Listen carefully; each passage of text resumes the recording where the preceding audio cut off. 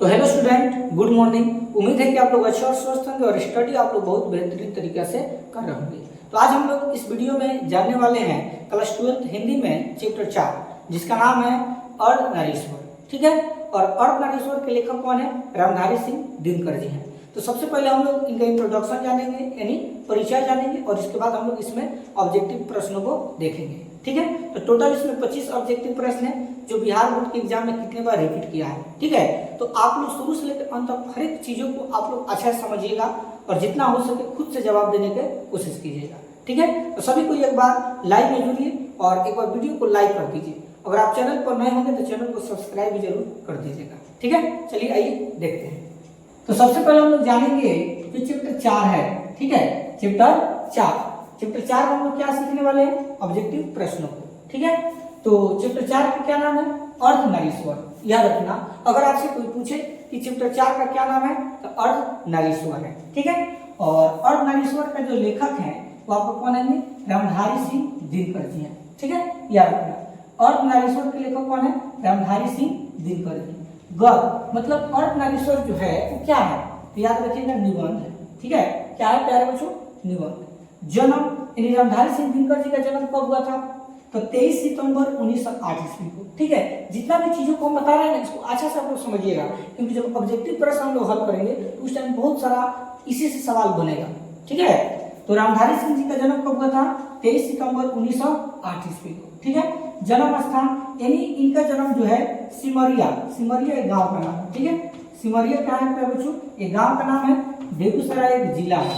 ठीक है, बेगूसराय क्या है? एक जिला है और बिहार एक आपका क्या है?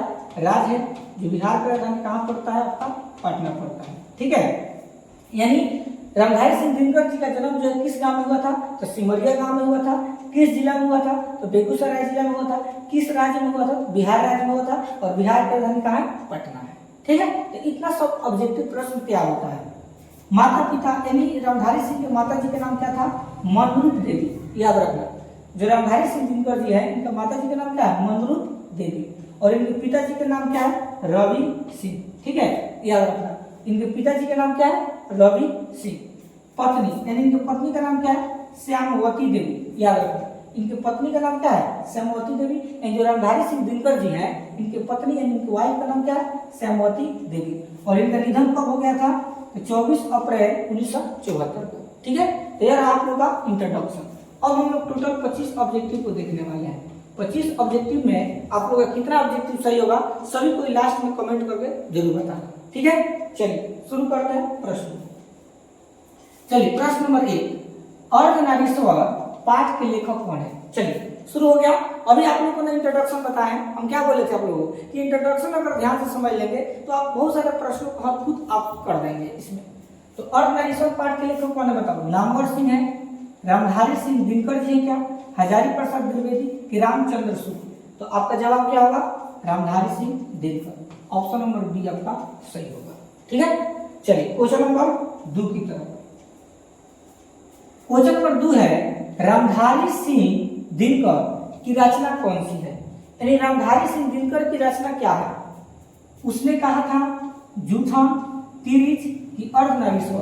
तो याद रखिएगा, रामधारी सिंह दिनकर की रचना कौन है? तो अर्धनारीश्वर। ऑप्शन नंबर डी क्या होगा प्यारे बच्चों? आपका सही होगा।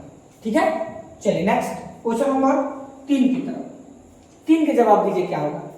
क्वेश्चन नंबर 3 है, दिनकर जी का जन्म बिहार के किस जिले में हुआ था? देखिए पूछ दिया आपका प्रश्न, दिनकर जी का जन्म जो है बिहार के किस जिले में हुआ था? समस्तीपुर में, बेगूसराय में, पटना में, भोजपुर में? तो याद रखना, दिनकर जी का जन्म बिहार के किस जिले में हुआ था? तो बेगूसराय जिला में हुआ था। ऑप्शन नंबर बी क्या होगा प्यारे बच्चों? सही होगा। ठीक है, नेक्स्ट 4 नंबर। क्वेश्चन नंबर 4 का जवाब दीजिएगा, अर्धनारीश्वर में किस गुण का समन्वय है? यानी अर्धनारीश्वर में क्या समन्वय आपको देखने को मिलता है? नारी के, पुरुष के, नारी और पुरुष दोनों के, इनमें से कोई नहीं। तो अर्धनारीश्वर का मतलब होता है कि आधा शरीर नारी का और आधा शरीर पुरुष का होगा, इसलिए इसमें ऑप्शन नंबर सी करेक्ट होगा।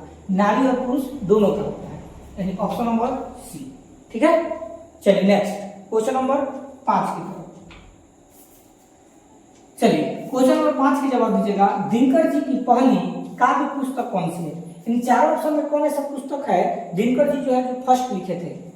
कुरुक्षेत्र, हुंकार, रसवंती कि प्रणभंग? तो याद रखिएगा प्रणभंग हो जाएगा ऑप्शन नंबर डी। ठीक है, नेक्स्ट छठा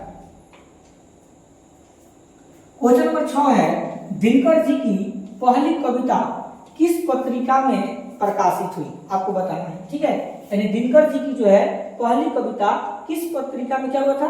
प्रकाशित हुआ था।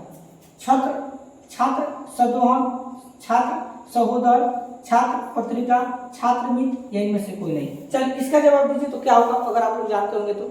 अगर आपको पता है तो कमेंट करके बताइए। प्रश्न है कि दिनकर जी की पहली कविता किस पत्रिका में प्रकाशित हुई थी? तो छात्र सहोदर की छात्र पत्रिका की छात्र मित्र, इनमें से कोई नहीं? तो याद रखिएगा ऑप्शन नंबर ए सही होगा, छात्र सहोदर। ठीक है, चलिए नेक्स्ट क्वेश्चन नंबर 7 की तरफ। क्वेश्चन नंबर 7 है दिनकर जी की पहली कविता कब प्रकाशित हुई? आपको बताना है। यानी दिनकर जी की पहली कविता जो है कब प्रकाशित हुई थी? ए 1920 में, बी 1925 में, सी 1930 में, या डी 1935 में? बताइए इसका आंसर क्या होगा? अगर आप लोग को पता है कमेंट करके बाबू जरूर बताओ। सभी को, जितने भी विद्यार्थी लाइव में जुड़े हुए हैं सभी को बताओ। तो याद रखना दिनकर जी की पहली कविता कब प्रकाशित हुई थी? तो 1925 ईस्वी में। ऑप्शन नंबर बी आपका सही होगा। ठीक है, चलिए नेक्स्ट क्वेश्चन नंबर 8 की तरफ। क्वेश्चन नंबर 8 है दिनकर जी के अनुसार यदि पति विचार है तो पत्नी क्या है? ठीक है, एंड दिनकर जी के अनुसार आपको बताना है पति मान लो विचार है तो पत्नी क्या है? बुद्धि है, समझ है कि भावना है, कि इनमें से कोई नहीं? तो याद रखिएगा भावना है। ठीक है, ऑप्शन नंबर सी करेक्ट होगा। ठीक, चलिए क्वेश्चन नंबर 9 की तरफ। क्वेश्चन नंबर 9 बुद्ध और महावीर ने नारियों को कौन सा अधिकार दिया? आपको बताना है। बुद्ध और महावीर ने नारियों को कौन सा अधिकार दिया? ए संन्यास लेने का, बी बिछुनी होने का, सी पति के त्याग का, या डी इनमें से कोई नहीं? बताइए क्या इसका आंसर हो सकता है? तो याद रखिएगा बुद्ध और महावीर ने नारियों को कौन सा अधिकार दिया था? तो बिछुनी होने का। ठीक है, ऑप्शन नंबर बी आप क्या होगा बच्चों? सही होगा। ठीक है, चलिए क्वेश्चन नंबर 10 की तरफ। क्वेश्चन नंबर 10 है पुरुष जब नारी के गुण लेता है तब वह देवता बन जाता है। ध्यान से बहुत समझिएगा, बहुत अच्छा पंक्ति है। पुरुष जब नारी के गुण लेता है तब वो क्या बन जाता है? देवता बन जाता है। किंतु नारी जब नर के गुण सीखती है तब वो राक्षस हो जाती है, राक्षसी हो जाती है। यह किसका कथन है? दिनकर जी का, रविंद्रनाथ का, प्रेमचंद्र का, या इनमें से कोई नहीं? तो याद रखिएगा यह पंक्ति किसका है? प्रेमचंद्र का है। यानी प्रेमचंद्र का कहना था कि अगर कोई पुरुष अगर नारी का गुण ले लेता है तो एक अच्छा इंसान बन जाता है। ठीक है, लेकिन वही नारी जब पुरुष का गुण ले लेता है तो राक्षसी बन जाती है। ठीक है, ये किसने कहे थे? प्रेमचंद्र जी कहे थे। ठीक है, याद रखना। इसलिए इसका आंसर क्या होगा? ऑप्शन नंबर सी आपका सही होगा। तो अभी तक हम लोग कितने प्रश्नों को देख चुके बाबू? 10 प्रश्नों को देख चुके हैं। कमेंट करके एक बार सभी को बताओ क्या आप लोग का 10 ऑब्जेक्टिव में कितना सही है? सभी को एक बार कमेंट करके बाबू बताओ। चलिए अब हम लोग देखते हैं 11 नंबर। चलिए 11 नंबर कह रहा है अर्धनारीश्वर का किस विधा से संबंध है? यानी अर्धनारीश्वर क्या है? निबंध है, कहानी है, एकांकी है कि व्यंग्य है? तो याद रखिएगा निबंध है। ऑप्शन नंबर ए आपका क्या होगा बच्चों? सही होगा। ठीक है, चलिए नेक्स्ट 12 की तरफ। क्वेश्चन नंबर 12 है किसने अपने जीवन के अंतिम दिनों में नारीत्व की साधना की थी? आपको बताना है। यानी किसने अपने जीवन के अंतिम दिनों में नारीत्व की क्या की थी? साधना की थी। ए गांधी जी ने, बी रविंद्रनाथ ने, सी दिनकर जी ने, या डी उदय प्रकाश ने? बताइए क्या होगा? यानी किसने अपने जीवन के अंतिम दिनों में नारीत्व यानी नारी को जो है साधना किए थे? तो आपका गांधी जी हो जाएगा। ऑप्शन नंबर ए आपका सही होगा। ठीक है, नेक्स्ट 13 नंबर। क्वेश्चन नंबर 13 है अर्धनारीश्वर यानी शंकर और पार्वती का किस प्रकार का रूप है? आपको बताना है। यानी अर्धनारीश्वर में शंकर और पार्वती का रूप देखने को मिलता है। यानी आधा शरीर शंकर भगवान का, आधा शरीर पार्वती जी का। तो क्या है? यथार्थ है, कल्पित है कि आदर्श है कि वास्तविक है? कल्पित है, याद रखना। ऑप्शन नंबर बी क्या होगा बच्चों? सही होगा। ठीक है, चलिए देखते हैं नेक्स्ट 14 नंबर। 14 नंबर का जवाब दीजिएगा, प्रेमचंद के अनुसार नारी जब पुरुष के गुण सीखती है तो वो क्या हो जाती है। अभी ने बताया गया है जब नारी पुरुष यानी जब पुरुष नारी के गुण सीखता है तो देवता बन जाता है, लेकिन वही नारी जब पुरुष के गुण सीखता है तो क्या बन जाता है, आकर्षक, साहसी, कोमल की राक्षसी। याद रखना राक्षसी। ऑप्शन नंबर बी आपका सही होगा। ठीक है, नेक्स्ट 15 नंबर।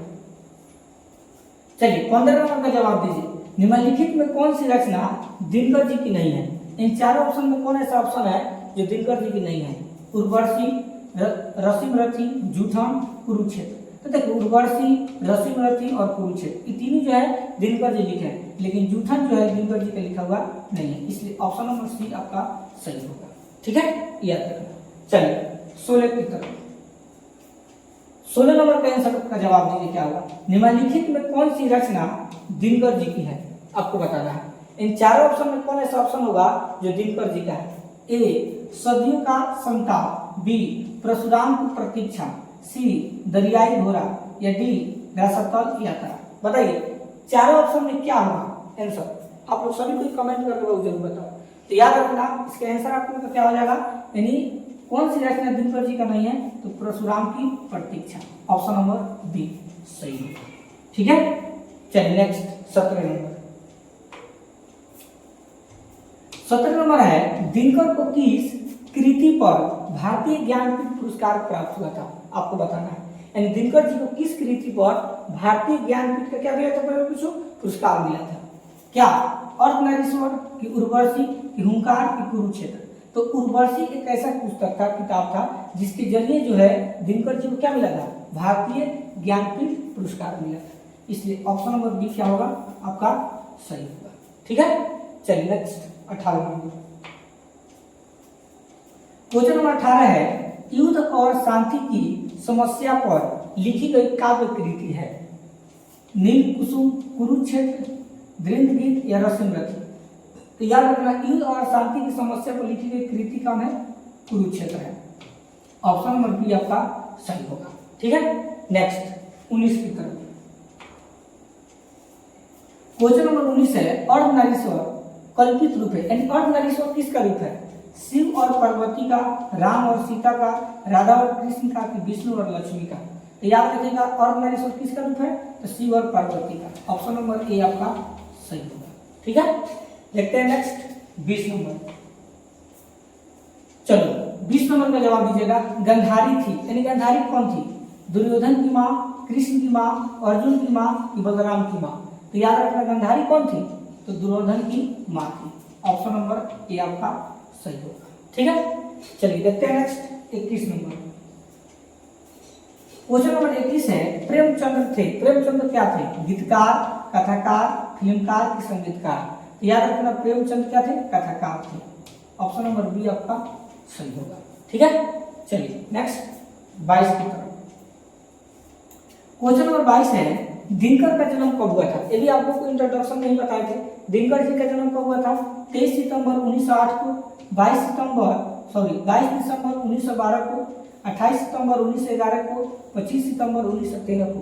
तो याद रखना दिनकर जी का जन्म कब हुआ था, तो 23 सितंबर 1908 को। ऑप्शन नंबर ए आपका सही होगा। ठीक है, चलिए नेक्स्ट हैं 23 नंबर। क्वेश्चन नंबर 23 है, दिनकर किस युग के कवि हैं। दिनकर जी जो थे वो किस युग के कवि थे, भारतेंदु युग, छायावादी युग, छायावोत्तर युग या नव्य काव्य युग। बताइए क्या होगा। तो याद रखना दिनकर जी किस युग के कवि थे, तो आपका हो जाएगा छायावादी युग। ऑप्शन नंबर बी जो होगा सही होगा। ठीक है, चलिए देखते हैं नेक्स्ट 24 नंबर। क्वेश्चन नंबर 24 है, संस्कृति के 4 अध्याय किसकी कृति है।